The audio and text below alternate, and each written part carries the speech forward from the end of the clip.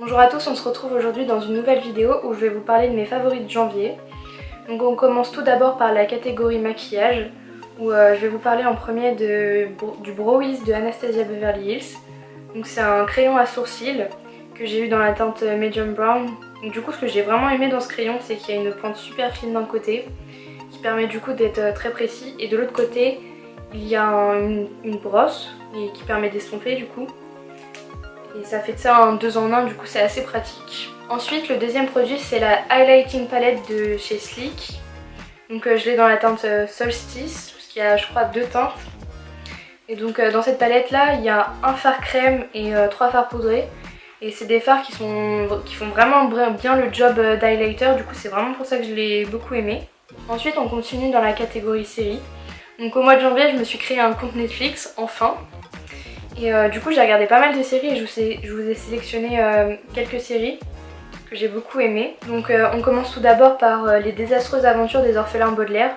Donc je vais vous lire le synopsis d'Allociné, ça sera plus simple. Le comte Olaf cherche par les plus vils moyens à dépouiller les 3 orphelins, Violette, Klaus et Prunhild, de leur héritage. Les enfants doivent se montrer plus malins que lui, mettre en échec ses plans tordus et le reconnaître sous ses pires déguisements. Du coup ce que j'ai vraiment aimé dans cette série c'est que c'est une série vraiment assez drôle. Du coup on se prend pas du tout la tête devant ça et ouais ça passe bien, je me suis pas du tout ennuyée. Il y a déjà un film sur les désastreuses aventures des orphelins Baudelaire et c'est adapté de livres. Du coup j'ai pas regardé le film, j'ai pas lu les livres, mais je pense que je vais regarder le film pour voir. Parce que j'ai vraiment bien aimé la série. Donc je vous la conseille fortement. Ensuite, pour la deuxième série, on continue avec The OA. Donc, le synopsis c'est Prairie Johnson réapparaît après 7 ans d'absence, disparue subitement. L'enfant était aveugle, à son retour, elle ne l'est plus. Qu'a-t-il bien pu lui arriver? C'est ce que vont tâcher de découvrir son entourage, la science et même le FBI. Donc, celle-là, par contre, comme série, c'est pas du tout drôle. C'est vraiment une série qui fait réfléchir. Et c'est aussi ce que j'ai aimé, j'ai pas trop l'habitude de regarder ce genre de série. Et ouais, enfin j'ai beaucoup aimé, je conseille fortement. Et pour la dernière série que j'ai regardée sur Netflix, il s'agit de Crazy Head.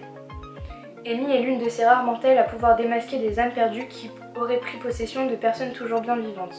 Aidée de Raquel, elle chasse ses démons afin de les renvoyer dans l'autre monde. Donc là, c'est une série anglaise qui a été créée par le créateur de Misfits.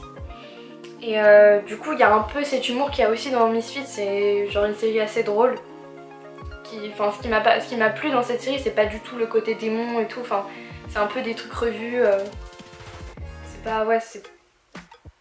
pas nouveau mais ce que j'ai aimé justement c'est l'humour qui est apporté et ouais c'est une série qui passe bien, c'est une série où tu te prends pas la tête justement, où tu rigoles et c'est ça qui est bien. Il y avait uniquement 6 épisodes pour la première saison.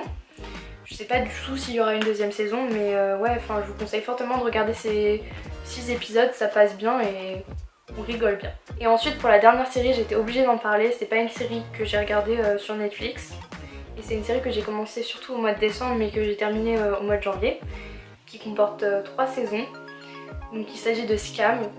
Donc pour ceux qui connaissent pas, je vais vous lire le synopsis qu'il y a sur Allociné. Les petits et grands conflits qui ponctuent le quotidien d'une bande de lycéennes d'Oslo. Donc ça explique pas vraiment la série, mais en fait c'est une série norvégienne sur justement des ados au lycée.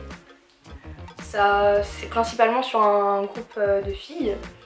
Et en fait chaque saison est basée sur un personnage différent. Donc la première saison c'est basé sur Eva, la deuxième saison c'est basé sur Nora, et la troisième saison c'est basé sur Isaac.